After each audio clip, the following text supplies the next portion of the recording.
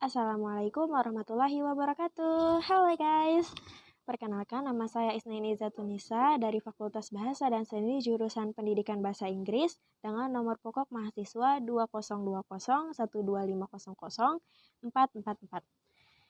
Pada kesempatan kali ini, saya ingin berbagi apa yang saya dapat pada kelas belajar dan pembelajaran. Dan yang akan saya bagi yaitu materi tentang gaya belajar dan gaya kognitif dalam pembelajaran. Oke, sekarang kita masuk ke dalam kelas yuk. Hi, welcome to my class. How are you guys? I hope you guys in a good condition and happy situation. So, are you guys ready to start our class today? Sebelum kita mulai kelasnya, kita baca basmalah dulu yuk sama-sama. Bismillahirrohmanirrohim. Yuk kita mulai belajar.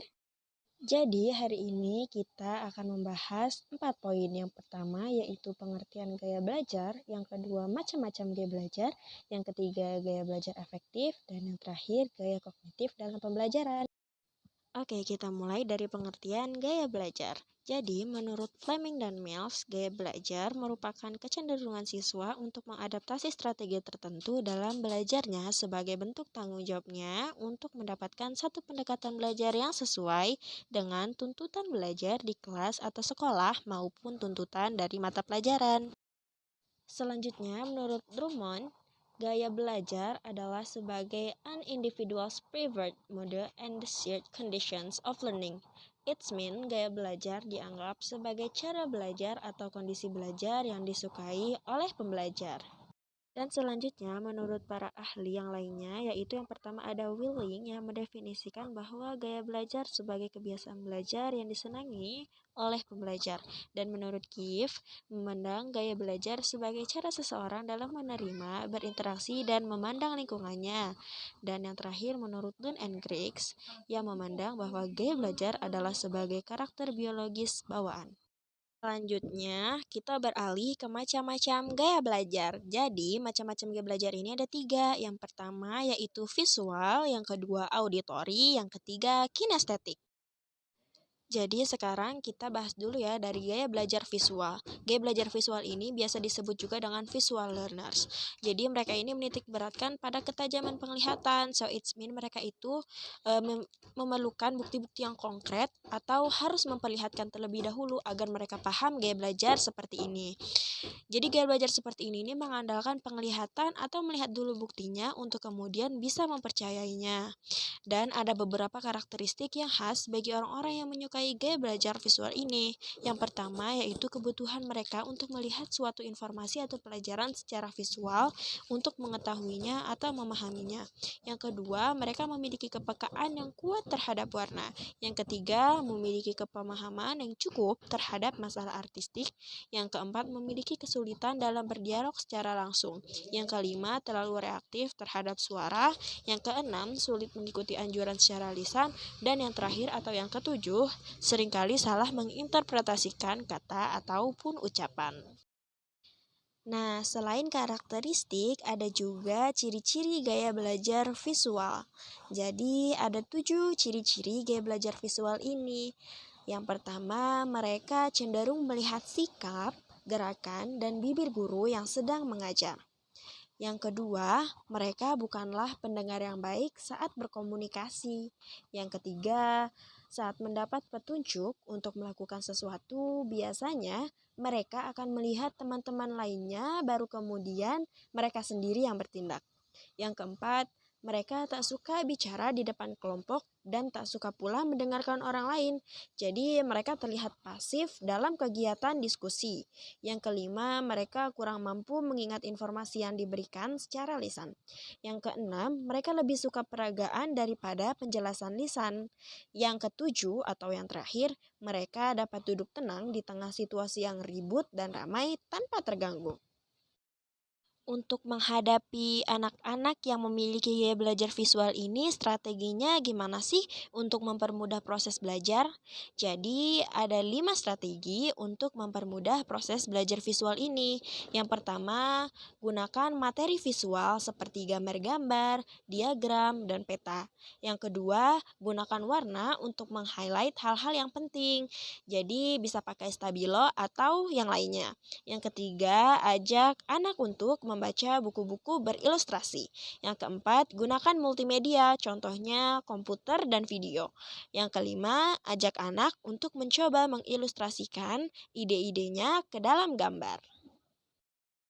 Nah, jadi itu dia gaya belajar visual. Selanjutnya, kita akan membahas tentang gaya belajar auditori atau biasa disebut auditory learners. Jadi, gaya belajar ini mengandalkan pada pendengaran untuk bisa memahami dan mengingatnya. Karakteristik model belajar seperti ini benar-benar menempatkan pendengaran sebagai alat utama menyerap informasi atau pengetahuan. Artinya, kita harus mendengar, baru kemudian kita bisa mengingat dan memahami informasi itu. Ada 3 karakteristik dari gaya belajar auditori. Yang pertama, yang memiliki gaya belajar ini adalah semua informasi hanya bisa diserap melalui pendengaran.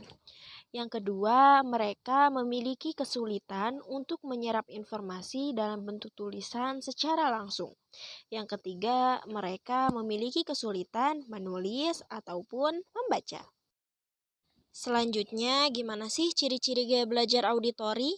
Jadi, ada 7 ciri-cirinya. Yang pertama, mereka mampu mengingat dengan baik penjelasan guru di depan kelas atau materi yang didiskusikan dalam kelompok atau kelas. Yang kedua, mereka adalah pendengar yang ulung. Jadi, anak auditori ini mudah menguasai materi, iklan, atau lagu di televisi atau radio. Yang ketiga, mereka cenderung banyak omong. Yang keempat, tak suka membaca dan umumnya memang bukan pembaca yang baik karena kurang dapat mengingat dengan baik apa yang baru saja dibacanya. Yang kelima, mereka kurang cakap dalam mengerjakan tugas, mengarang, atau menulis. Yang keenam, mereka senang berdiskusi dan berkomunikasi dengan orang lain. Yang ketujuh atau yang terakhir, mereka kurang tertarik memperhatikan hal-hal baru di lingkungan sekitarnya seperti hadirnya anak baru, adanya pengumuman di pojok kelas, dan lain-lain. Jadi, gimana sih strategi untuk mempermudah proses belajar anak auditori ini? Ada 5 strateginya. Yang pertama, ajak anak untuk ikut berpartisipasi dalam diskusi, baik di dalam kelas maupun di dalam keluarga. Yang kedua, dorong anak untuk membaca materi pelajaran dengan keras. Yang ketiga, gunakan musik untuk mengajarkan anak. Yang keempat, diskusikan ide dengan anak secara verbal. Yang kelima, biarkan anak merekam materi pelajarannya ke dalam kaset dan dorong dia untuk mendengarkannya sebelum tidur. Itu dia gaya belajar auditori. Selanjutnya kita berpindah dan menuju ke gaya belajar yang terakhir, yaitu kinestetik atau kinesthetic learners. Jadi apa sih kinesthetic learners itu? Jadi kinesthetic learners ini mengharuskan individu yang bersangkutan menyentuh sesuatu yang memberikan informasi tertentu agar ia bisa mengingatnya. Tentu saja ada beberapa karakteristik model belajar seperti ini yang tak semua orang bisa melakukannya. Karakter yang pertama adalah menempatkan tangan sebagai alat penerima informasi utama agar bisa terus mengingatnya. Hanya dengan memegangnya saja, seseorang yang memiliki gaya belajar ini bisa menyerap informasi tanpa harus membaca penjelasannya. Selanjutnya, gimana sih ciri-ciri gaya belajar kinestetik itu? Ada 7 ciri-cirinya. Yang pertama, menyentuh segala sesuatu yang dijumpainya, termasuk saat belajar. Yang kedua, sulit berdiam diri atau duduk manis dan selalu ingin bergerak. Yang ketiga, mengerjakan segala sesuatu yang memungkinkan tangannya aktif. Contohnya, saat guru menerangkan pelajaran, dia mendengarkan sambil tangannya asyik menggambar. Yang keempat, mereka suka menggunakan objek nyata sebagai alat bantu belajar. Yang kelima, sulit menguasai hal-hal abstrak seperti peta, simbol, dan lambang. Yang keenam, menyukai praktek atau percobaan. Dan yang ketujuh atau yang terakhir, menyukai permainan dan aktivitas fisik. Setelah mengetahui ciri-ciri gaya belajar kinestetik, gimana sih strategi untuk mempermudah proses belajar pada anak kinestetik? Ada 5 strateginya. Yang pertama, jangan paksakan anak untuk belajar sampai berjam-jam. Yang kedua, ajak anak untuk belajar sambil mengeksplorasi lingkungannya. Yang ketiga, izinkan anak untuk mengunyah permen karet pada saat belajar. Yang keempat, gunakan warna terang untuk meng-highlight hal-hal yang penting dalam bacaan. Dan yang terakhir, izinkan anak untuk belajar sambil mendengarkan musik. Nah, itu dia gaya belajar kinestetik. Jadi, sudah selesai ya kita bahas macam-macam gaya belajar. Sekarang kita pindah ke gaya belajar efektif. Menurut Syaiful Bahri dan Aswan Zain, strategi pembelajaran efektif adalah pola-pola umum kegiatan guru siswa dalam perwujudan kegiatan pembelajaran untuk mencapai kompetensi sebagai tujuan pembelajaran yang telah ditentukan. Ditandainya dengan adanya perubahan yang membawa pengaruh, makna, dan manfaat dalam kegiatan belajar.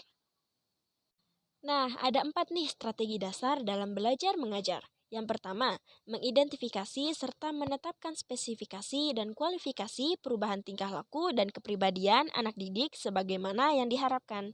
Yang kedua, memilih sistem pendekatan belajar mengajar berdasarkan aspirasi dan pandangan hidup masyarakat. Yang ketiga, memilih dan menetapkan prosedur, metode, dan teknik belajar mengajar yang dianggap paling efektif. Yang keempat atau yang terakhir, menetapkan norma-norma dan batas minimal keberhasilan atau kriteria serta standar keberhasilan sehingga dapat dijadikan pedoman oleh guru dalam melakukan evaluasi hasil kegiatan belajar yang selanjutnya akan dijadikan umpan balik untuk penyempurnaan sistem instruksional yang bersangkutan secara keseluruhan. Nah, itu dia 4 strategi dasar.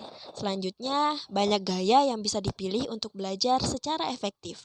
Ada 7 gaya belajar yang mungkin bisa kita coba. Yang pertama, bermain dengan kata. Gaya ini bisa kita mulai dengan mengajak seseorang teman yang senang bermain dengan bahasa, seperti bercerita dan membaca serta menulis. Gaya belajar ini sangat menyenangkan karena bisa membantu kita mengingat nama, tempat, tanggal, dan hal-hal lainnya dengan cara mendengar, kemudian menyebutkannya. Yang kedua, bermain dengan pertanyaan. Bagi sebagian orang, belajar makin efektif dan bermanfaat bila itu dilakukan dengan cara bermain dengan pertanyaan. Misalnya, kita memancing keinginan tahuan dengan berbagai pertanyaan. Setiap kali muncul jawaban, kejar dengan pertanyaan hingga didapatkan hasil yang paling akhirnya atau kesimpulannya. Yang ketiga, bermain dengan gambar.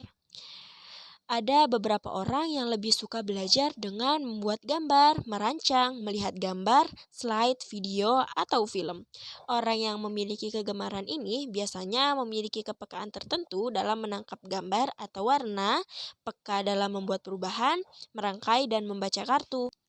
Kalau kamu termasuk kelompok yang ini, nggak salah kalau kamu mau mencobanya. Yang keempat, bermain dengan musik. Ada banyak orang yang suka mengingat beragam informasi dengan cara mengingat notasi atau melodi musik. Ini yang disebut sebagai ritme hidup. Mereka berusaha mendapatkan informasi terbaru mengenai beragam hal dengan cara mengingat musik atau notasinya yang kemudian bisa membuatnya mencari informasi yang berkaitan dengan itu. Misalnya, mendengarkan musik jazz, lalu tergelitik bagaimana lagu itu dibuat, siapa yang membuat, di mana, dan pada saat seperti apa lagu itu muncul. Informasi yang mengiringi lagu itu bisa saja tak sebatas cerita tentang musik, tapi juga manusia, teknologi, dan situasi sosial politik pada kurun waktu tertentu. Yang kelima, bermain dengan bergerak. Gerak manusia menyentuh sambil berbicara dan menggunakan tubuh untuk mengekspresikan gagasan adalah salah satu cara belajar yang menyenangkan. Mereka yang biasanya mudah memahami atau menyerap informasi dengan cara ini adalah kalangan penari, olahragawan. Jadi, jika kamu termasuk kelompok yang aktif, nggak salah nih kalau kamu mencoba belajar sambil tetap melakukan beragam aktivitas menyenangkan seperti menari atau berolahraga. Yang keenam, bermain dengan bersosialisasi. Bergabung dan membaur dengan orang lain adalah cara terbaik mendapat informasi dari belajar secara cepat. Dengan berkumpul, kita bisa menyerap berbagai informasi terbaru secara cepat dan mudah memahaminya. Dan biasanya, informasi yang didapat dengan cara ini akan lebih lama terekam dalam ingatan. Yang ketujuh atau yang terakhir, bermain dengan kesendirian. Ada sebagian orang yang memang sangat gemar melakukan segala sesuatunya, termasuk belajar, dengan menyepi. Untuk mereka yang seperti ini, biasanya suka tempat yang tenang dan ruang yang terjaga privasinya. Kalau kamu termasuk yang seperti ini, maka memiliki kamar pribadi akan sangat membantu untuk bisa belajar secara mandiri. Nah, itu dia 7 gaya belajar efektif. Selanjutnya, gimana sih pembelajaran yang bisa dikatakan efektif? Dikatakan pembelajaran efektif jika dapat mencapai tujuan pembelajaran yang diinginkan sesuai dengan indikator pencapaian. Pembelajaran efektif dapat diketahui dengan ciri-ciri sebagai berikut. Yang pertama, belajar secara efektif baik mental maupun fisik. Yang kedua, metode yang bervariasi sehingga mudah menarik perhatian siswa dan kelas menjadi hidup. Yang ketiga, motivasi guru terhadap pembelajaran di kelas. Semakin tinggi motivasi guru akan mendorong siswa untuk giat dalam belajar. Yang keempat, suasana demokratis di sekolah, yakni dengan menciptakan lingkungan yang saling menghormati, dapat mengerti kebutuhan siswa, tegang rasa, memberikan kesempatan kepada siswa untuk belajar mandiri, dan menghargai pendapat orang lain. Yang kelima, pelajaran di sekolah perlu dihubungkan dengan kehidupan nyata. Yang keenam, interaksi belajar yang kondusif dengan memberikan kebebasan untuk mencari sehingga menumbuhkan rasa tanggung jawab yang besar pada pekerjaannya dan lebih percaya diri sehingga anak tidak menggantungkan pada diri orang lain. Yang ketujuh atau yang terakhir, pemberian remedial dan diagnosa pada kesulitan belajar yang muncul, mencari faktor penyebab dan memberikan pengajaran remedial sebagai perbaikan jika memang diperlukan. Nah, itu dia gaya belajar efektif. Selanjutnya kita pindah yuk ke gaya kognitif dalam pembelajaran. Apa sih gaya kognitif itu? Menurut Nurdin, gaya kognitif adalah cara setiap individu dalam menerima, mengorganisasikan, merespon, mengolah informasi, dan menyusunnya berdasarkan pengalaman-pengalaman yang dialaminya berdasarkan kajian psikologis. Ada perbedaan cara orang memproses dan mengorganisasikan kegiatannya. Dengan demikian, perbedaan tersebut akan mempengaruhi kuantitas serta kualitas dari kegiatan yang dilakukan, termasuk kegiatan yang dilakukan siswa di sekolah. Perbedaan inilah yang kita sebut dengan gaya kognitif or cognitive style. Nah, kalian tahu gak nih kalau gaya kognitif itu punya jenis-jenisnya loh. Ada 5 gaya kognitif yang utama.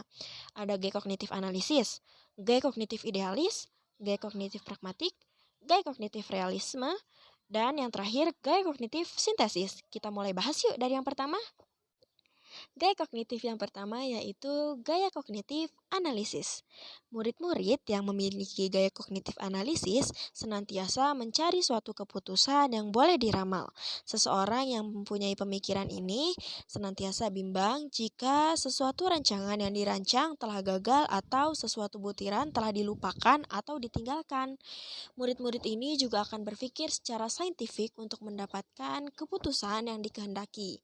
Antara ciri-ciri murid-murid yang mempunyai gaya kognitif analisis adalah yang pertama, senantiasa merancang sesuatu dengan teliti dan terperinci. Yang kedua, senantiasa membuat banyak set kriteria serta memilih kriteria-kriteria yang paling baik. Yang ketiga atau yang terakhir, mereka percaya bahwa dengan maklumat dan kajian yang cukup, setiap permasalahan yang dihadapi dapat diselesaikan. Tetapi terdapat satu masalah yang dihadapi oleh guru-guru yang mengajar murid-murid ini, yaitu murid-murid ini akan menganggap diri mereka gagal apabila ide-ide yang dikemukakan oleh mereka tidak dapat menyelesaikan masalah yang mereka hadapi. Nah, itu dia gaya kognitif analisis. Sekarang kita pindah yuk ke gaya kognitif idealis. Murid-murid yang mempunyai gaya kognitif idealis senantiasa bersifat reseptif dan mengambil pandangan yang lebih luas apabila berhadapan dengan suatu permasalahan. Mereka juga suka bertanya kepada orang lain apabila menghadapi sebarang kemuskilan. Mereka suka mementingkan aspek moral tentang apa yang dilakukan oleh mereka. Jadi mereka suka melibatkan diri dalam proses introspeksi diri. Bagus ya. Mereka juga nggak melihat setiap situasi sebagai satu masalah. Bagi mereka, setiap masalah boleh diatasi jika semua orang mencapai kata persetujuan dan bekerja sama. Mereka senantiasa melibatkan diri dalam perbincangan secara suportif dan sering tersenyum. Golongan ini juga senang untuk bekerja sama karena mereka senantiasa mempertimbangkan emosi orang lain dan suka membincangkan tentang orang lain dan masalah yang dihadapi mereka. Mereka juga senang mempercayai orang lain dan suka membuat kerja secara harmoni dengan orang lain, serta tidak suka melibatkan diri dalam konflik dan perdebatan. Selanjutnya, gaya kognitif pragmatik. Gaya kognitif pragmatik merujuk kepada pemikiran yang berpandukan pengalaman praktikal dan pemerhatian dan bukan yang berasaskan teori. Menurut Bramson, pemikir pragmatik adalah fleksibel yang mencari ganjaran langsung. Bramson juga mencadangkan penekanan terhadap objektif-objektif yang dapat dimulakan dengan sumber-sumber yang sedia ada.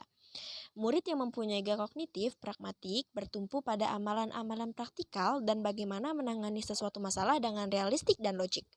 Mereka juga suka bereksperimentasi dan mempunyai daya inovasi yang tinggi. Mereka juga suka merancang strategi dan taktik apabila melakukan suatu kerja dan boleh melakukan beberapa pekerjaan pada masa yang sama. Bagi mereka, pengalaman adalah guru terbaik mereka. Dengan demikian, mereka tidak gemar kepada perbincangan yang abstrak dan tidak suka menilai orang lain. Selanjutnya, gaya kognitif realisme. Murid-murid yang berpikiran secara realis menganggap dunia reality mengikut apa yang dipaparkan oleh 5 daya mereka, yaitu penglihatan, pendengaran, rasa, hidu, dan sentuhan dan tidak bergantung kepada buku atau bahan media yang lain. Mereka yang mempunyai gaya kognitif realis menumpukan kepada apa yang boleh dilihat secara fisikal. Mereka suka mencari kebenaran karena mereka menganggap dunia ini kurang sempurna. Golongan ini akan mencari fakta sendiri dan tidak suka bergantung kepada orang lain atau kepada para pakar. Mereka ini suka mendapat kata sepakat dengan semua orang dalam kumpulan yang sama. Jika mereka tidak dapat menyelesaikan sesuatu permasalahan mereka, mereka akan bergantung kepada nasihat daripada seorang pakar. Mereka juga tidak suka menulis laporan yang panjang, tetapi suka menulis laporan yang ringkas dan tepat. Mereka suka mencari apa yang salah dan memfokuskan kepada cara-cara untuk memperbaikinya. Dan yang terakhir yaitu gaya kognitif sintesis. Murid-murid yang memiliki gaya kognitif sintesis mampu mencari data dan maklumat untuk menghasilkan penyelesaian kepada suatu masalah. Mereka juga mampu menyelesaikan suatu masalah karena kebolehan pemikiran mereka lebih tinggi daripada mereka yang mempunyai gaya kognitif analisis.